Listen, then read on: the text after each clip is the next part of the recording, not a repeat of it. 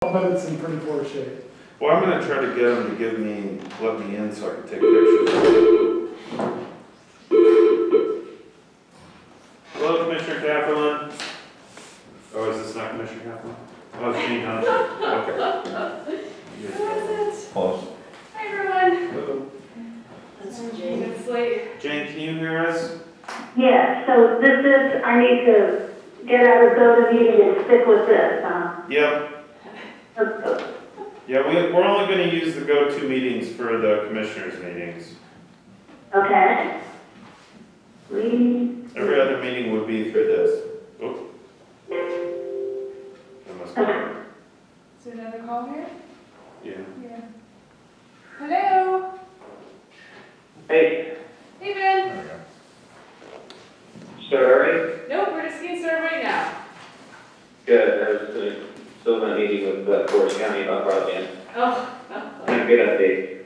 Oh, good. So we'll start the work session noon here, July 20th. The meeting will be recorded. Is there any need for items for public hearing by any chance? Nothing? Okay. Is that where I? No, she Hello?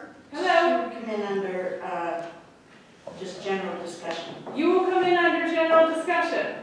Thank you. You're welcome. If there's any items that we're discussing, you can ask questions too. Thank you for that. There you go. Okay. Your old items of discussion, CARES Act funding. Do you want to give an update, Jeff? So, we're getting closer to having a outline of how the whole small business grants, nonprofit grants is going to work. Really, the thing that we're grappling with right now are just some of the legal questions related to federal regulations on how the money is to be utilized. And a lot of that has to do with understanding what information needs to be disclosed, like as a part of the overall program, because we just want to make sure that everything we do is above board and that everybody's happy with the outcome. But we should have more information on that. I would say in the next week. We're basically waiting for basically legal statements from DCD, Zelenovsky and Axelrod, and some others that are basically answering questions that they have. We haven't received the funds yet, but we're to receive them, I think, this week sometime. I thought we got them last Did we week. get them? Yeah, last Tuesday, I think. There you go. There's an update. Okay, moving on to new items, the upcoming town hall meetings. Given the situation with COVID and the goal to continue to social distance, we are going to convert those town hall meetings to virtual ones. Or did we decide that we want to do that yet? Well, Here's the conversation we need to have now. Yes. I guess given if you'd asked me that a week ago, I would have said, no, let's just go forward with having them in person. But I guess now that we're seeing COVID numbers actually increase, I guess I could go for, at least do one. Oh, So I guess my recommendation is let's do one kind of generic public one, and then also today we're having that one on the hospitality industry specifically. So you're saying do one in person or try one virtually? I'm sorry, do at least one general public, one virtually. Okay. I'm supportive of I mean, that. if there's an appetite to do the in-person ones, I'm still fine with doing the in-person ones. But I could see how it could turn sideways on us. Well, yeah, I agree with you. I just think, if the recommendation from the governor's office is social distancing and, this is a situation that could create a compromise from that particular perspective, I think it would be just wise and to just try doing one virtually and see what type of response we get. So I'd set it up maybe towards the end of next week, and then that way we have the ability to promote it. And maybe do it, let's see, like a Thursday evening. We had one scheduled then anyway. Right, I think you could just use the same schedule. Well, the only, well, we could use the same time, and then that way we could put an ad in the paper, do a news release, you know, and then maybe, that way there would be time to promote it, just, you know, the online aspect of it. Sure. And I think that should be plenty of time to do that, especially since we were gonna do Pleasant Townships next week on the 30th at 6 o'clock. We could just convert that one to a virtual town hall and then do the go-to meeting and then everybody can walk into that. All right, so we've agreed upon that then? Looks like we are all in agreement. Sounds good. Sounds good. Okay, and now we have a request from the Redevelopment Authority, 58 Bush Lane. So, where is it? They're asking please join the RDA's efforts in the county by agreeing to exonerate your portion of the taxes due. Yeah, sorry. So basically, this is a blighted property in Ute that, like it said in the letter, basically they owe $55 in taxes and $195 in tax claim bureau costs. And basically the RDA wants to buy the property for nothing, you know, or basically for a buck, I guess. What was gonna? No, it will be turned over. Oh, okay, yeah, it would be turned over to the RDA, and basically all the taxing authorities just have to basically Waive there. waive. I know it seems silly for such a low amount, Yeah. but anything to help out the RDA would be. Well, the other thing is we'd be paying ourselves. Yeah, exactly, so, yeah. It makes no sense, so Right. that's basically, but they just need us to officially, I think we have to do a resolution, right, Pam? In order for that to happen, or do we just basically state that? No, we can vote on it in the meeting, so I can put it on the agenda. Okay, Yeah. so we can just do that Okay. for Wednesday's meeting? Okay, add that to the agenda then. Discuss and vote.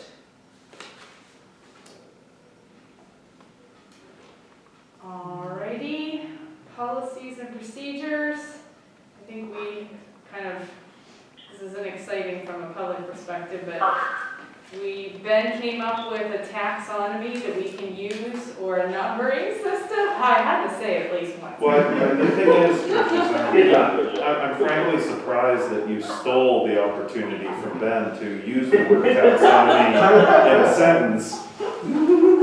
I'm sure he'll be. I'm sure in whatever vehicle he's in right now, he's biting his lip, just waiting. No, I'm super pleased. So it's just a numbering system that we can use that can be county-wide, that can apply to all departments, and it has a very good way to organize our policies and procedures. And an opportunity to have them all consolidated into one very large, complex document. So at this point, we're getting close to being able to pass some things. So I'm hoping at the next commissioner's meeting, not this Wednesday, but the next one, pass the document that basically mandates the structure of it. Hopefully we'll have some election ones coming shortly thereafter, and HR has some policies, so basically the same that were in our old policy manual. But we don't really have any documentation that they were passed per se, so I'm going to bring them up for a vote as well, now that we have a numbering system for them. So again, we say that the following Wednesday we're going to have our first batch. Good. Yeah, that'd be good. Is this the breakdown of the operations of each department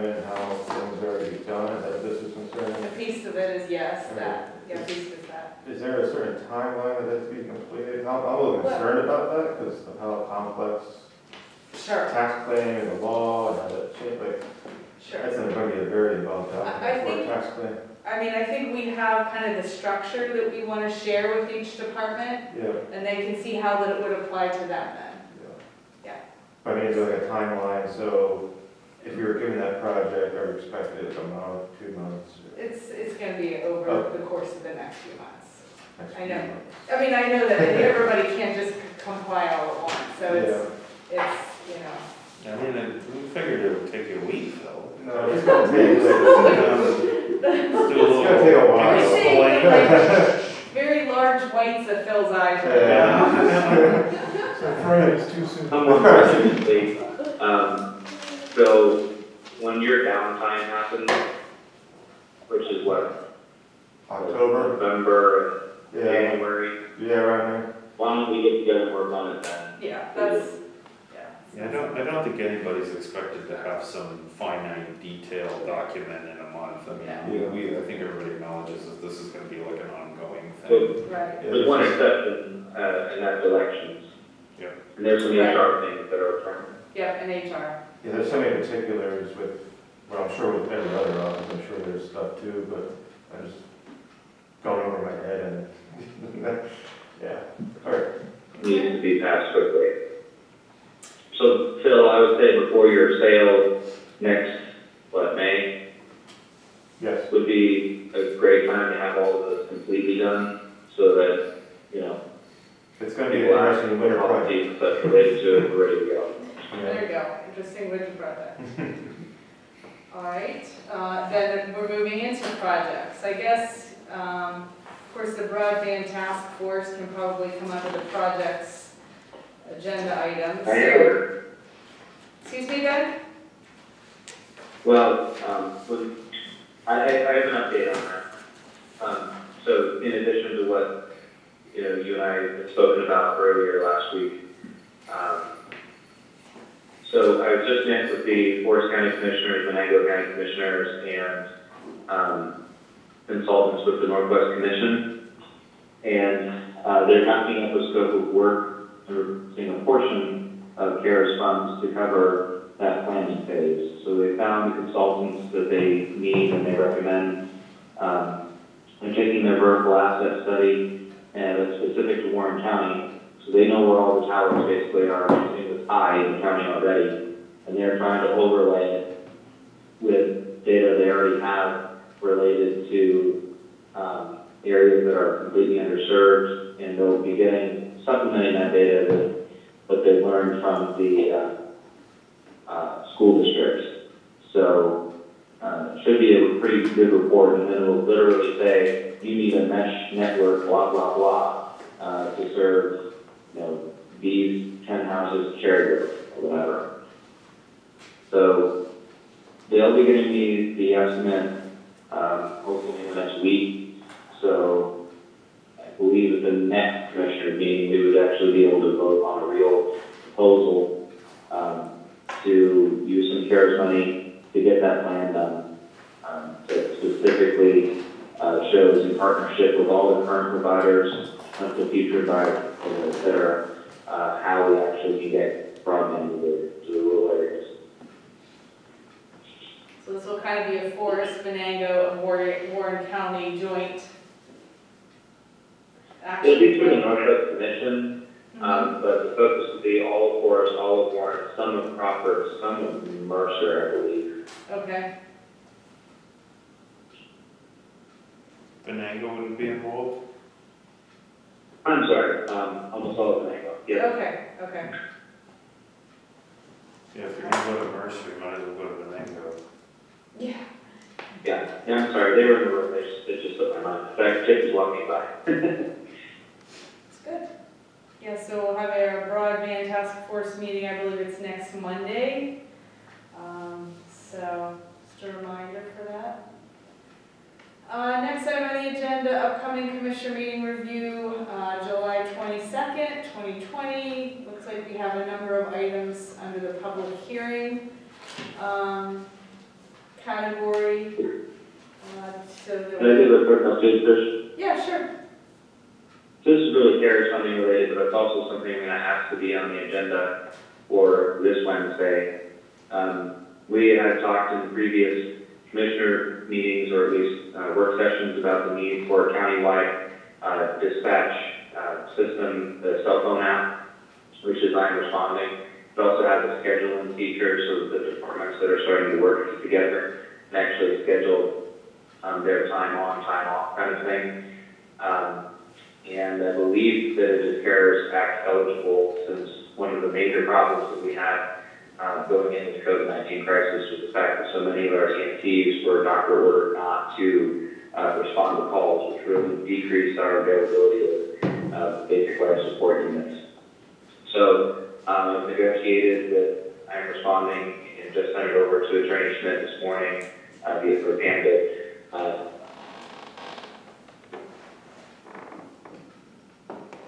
Okay. So that needs to be added For to, to make sure it's kosher. Yeah, Commissioner, I can have that reviewed for the meeting on Wednesday. okay. So that'll go under new business.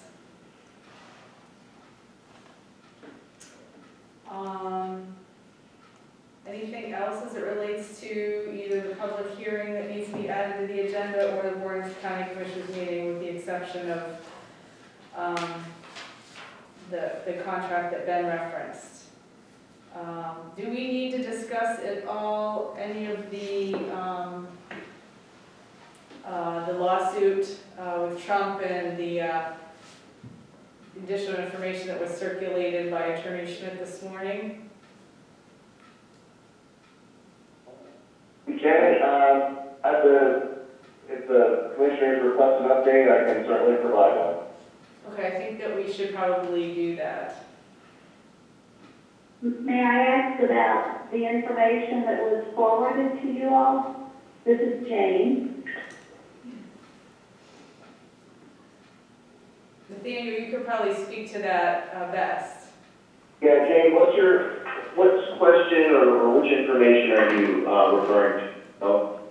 I was going to speak briefly, when I do talk, about the request by parties that have asked as non-parties in that court case, among them the League of Women Voters. And I just wondered if that's something you've already shared with the commissioners. I'm going to take you on speakerphone. Can everybody still hear me all right? Yeah, Yep. much clearer. Yep. Okay, great. Yeah, so this is Jane, right? Yes. Okay, yeah, so I did advise the commissioners or the Board of Elections in an email that motions to intervene had been filed in the Trump campaign lawsuit by several Democratic state lawmakers, along with, I believe, the League of Women Voters and the NAACP. Basically, asserting they had standing, right to participate in the suit, and, predictably opposing some of the requests for relief that the Trump campaign was asking for. Along with that, this is probably, I also advised the Board of Elections this, but there's been a second lawsuit that has been filed, essentially by the same parties that are attempting to intervene in the federal suit started by the Trump campaign. The same, the Democratic state lawmakers and I believe the League of Women Voters and the NAACP have filed what I'm going to call a sister suit, or a mirror suit, essentially, in the Commonwealth Court of Pennsylvania, asking for relief. So that is basically, I'm going to use the word antithetical, or, in opposition to some of the requests that have been made by the Trump campaign, basically asking the Commonwealth Court to grant some flexibility to the state. And this would include, as far as the parties, Secretary of State Kathy Bookmar, flexibility in managing the 2020 presidential election, general election, and also opposing the request to allow poll watchers to cross county lines. So there's basically some venue shopping going on right now, where the Trump campaign has brought this suit in federal court, and probably because of the string of decisions that have been made by the Pennsylvania Supreme Court, the Democratic lawmakers are, basically asking for some of these issues to be heard in the Commonwealth Court. I can tell you the latest update is that as of Friday, the federal judge in the Trump lawsuit issued a pretty comprehensive case management order scheduling the time to reply, time to request discovery, times to exchange expert witness reports, all the way through to a hearing to be scheduled on the Trump campaign's complaint for September, I believe September 22nd and 23rd. So there will be some things that the Board of Elections for Warren County will be responsible for. Eventually, we will get a final scope of discovery requests from the Trump campaign suit that will be required to respond to. We've already begun preparing those responses. I've been working with our Director of Elections on this. The lawsuit in the Commonwealth Court is very early. We actually haven't even been served yet. I have been made aware of the suit, being in communication with other counsel throughout the state. And I would expect that we will get served with that complaint in the next 5 to 10 business days, tops. There could be any number of other motions, perhaps to join the cases or transfer one case to the state case to federal court or vice versa. I couldn't rule any of those things out. Remains to be seen. Again, I think Warren County is going to comply with discovery requests. I'm not making any recommendation at this time as to whether the Warren County Board of Elections will specifically, oppose or be in favor of, the different requests for relief being made by the Trump campaign or the Democratic state lawmakers, as I'm collectively calling them. Thank you, Attorney Smith. So, are there any department committee updates? Anything that anyone wants to comment on? To go back to the agenda, I just wanted to let you both know that there's a resolution on there related to the blight remediation grant. There's a space where the grant request is going to be filled in. That's probably going to be happening the day of the meeting. And the reason I say that is we're trying to gather as much information as we can on all the properties we want to include in the blight grant. We have enough for the 2 main ones that we were going to go after, but there's several that are possibilities. We just want to make sure that we feel 100% confident on them before we include them in the grant application. That's why that number's variable at this point. Okay. Tax claim has started posting properties today, so Okay. you're getting phone calls. Okay. That's what's going on. I heard my phone ringing, so. That might be it. So lucky day. Ben, for your information, you're obviously not here, so you wouldn't be able to see this, but Brian Ferry is here. And he's actually sitting in the corner where he used to sit all those years ago. All those years ago. I'm feeling a little nostalgic. The shadow has returned. These guys know that. What's that? Will afterthought be making a reappearance? There you go. Absolutely. Now that there's. Josh must be on vacation. No. Okay. He's on his way to here, he'll be back. Any questions? Michael's here, he won't be in attendance on Wednesday. I did not. Does anybody have any questions on the public hearing, the rezoning request, or the request to join Warren County zoning of Deerfield Township? Do you want to just give us a little update? I can tell you the Deerfield has been in process for probably close to a year. Right, I can't see my that's okay. glasses are fogging up. So, with the COVID thing getting a little bit farther on and things opening up, we finally were able to get that scheduled. They've been waiting a long time. They just came and asked that we would do this. Most of the driving was because of the floodplain. They don't want to deal with that. Right. It's pretty clear cut. We have maps. Everything is all set up. Just a matter of being reviewed by the three of you. Okay. Someone from there will be in attendance, whether it'll be Okay. in person or remotely. Okay. I'm not sure what kind of connectivity they have down there in Deerfield. Not good. I will probably know Somebody to be today. in attendance. Yeah, I'll probably know today or to, Wednesday morning who will be here and what. Okay. The Hoffner request is for the old Baptist Church up Jackson Run. They purchased it, did some maintenance to it. They've had it for sale. A few people have been interested, but because of what they wanted it for, it's pretty restricted because it's zoned R1. So they're just asking it to be rezoned to R2 residential for maybe perhaps the idea of turning it into apartments. Okay. And R1 is, what's the difference between R1 and R2? The main difference is R2 would allow multifamily housing, where R1 Okay. that's not permitted. Got it. It is surrounded by R1. It does have a fairly large lot, a parking lot. They did have someone who was still interested in utilizing it as a church, but that hasn't went forward yet. Okay. Okay. Sounds good.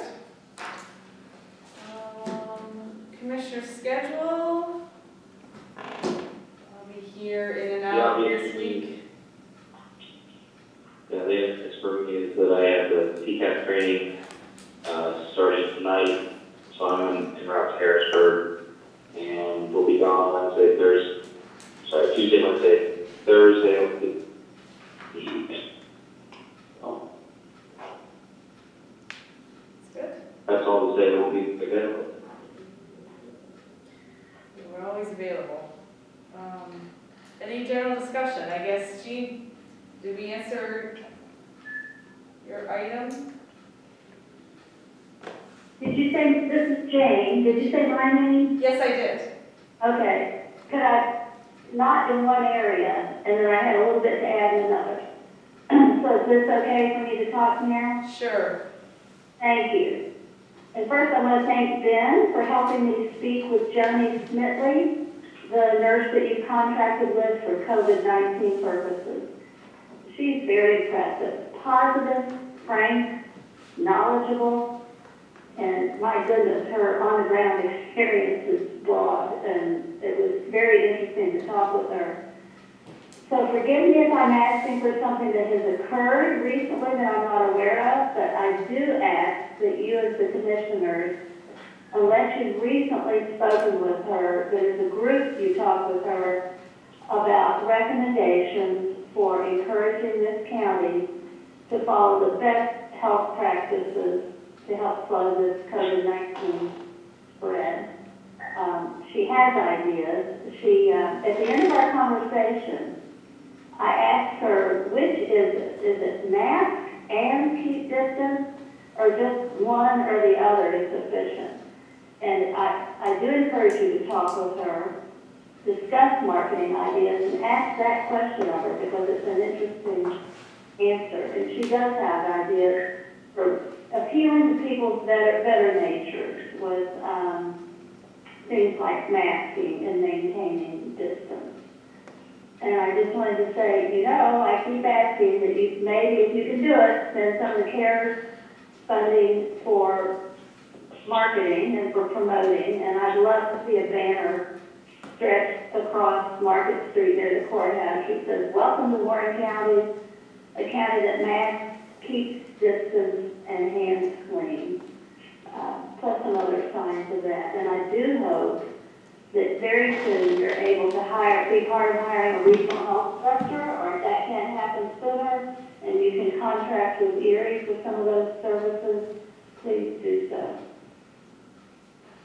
The other thing I wanted to Sorry, I'll just briefly comment that I did meet with Joni as recently as Friday, and Director McCorson has asked that we start having a regular call again with the commissioner as well as our COVID numbers are rising, and Joni will be invited to those.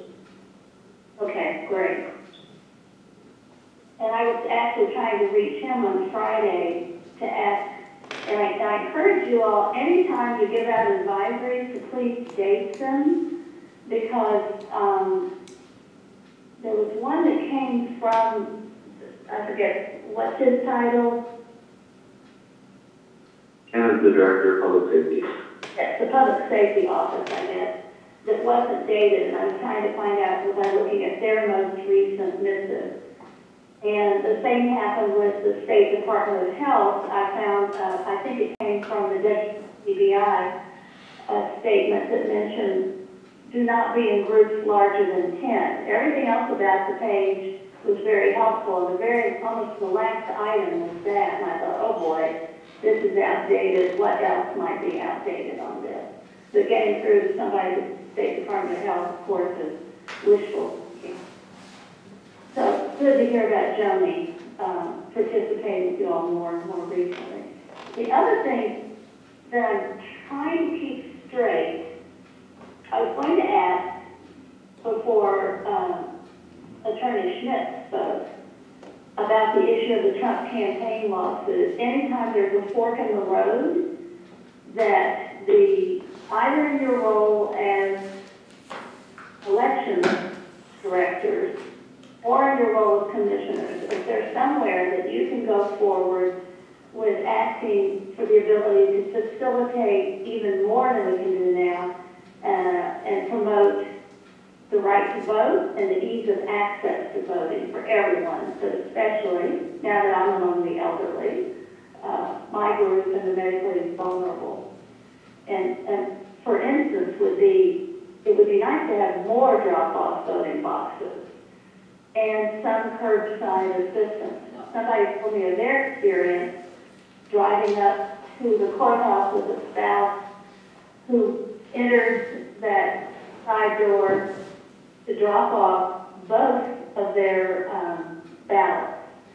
And whoever the law enforcement, sheriff's deputy probably, really wanted the other person to come in as well, because I think the law does say you're supposed to bring your own and drop it off. And was talked into letting the spouse drop off both ballots. And that would be a case where, not that you accommodate everybody at the time they want, but occasional curbside announcements where somebody could come out to a person who's either vulnerable health-wise, and that was this person, or physically very difficult to come in. So those kinds of things, if there are ways, as you look at this lawsuit, that you can promote those, that would be wonderful.